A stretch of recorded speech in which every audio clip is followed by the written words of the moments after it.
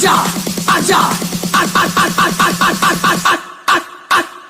आजा पवन शर्मा के बच्चे आजा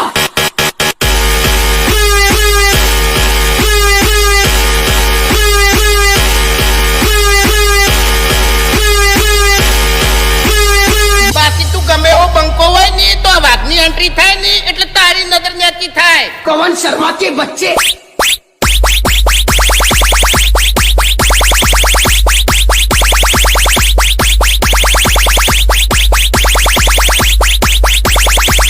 આપણો શાંતિથી વાત કરો ને તો બરાબર છે. બાકી આ બંકો એકલો જ કાપી જાય એમાં.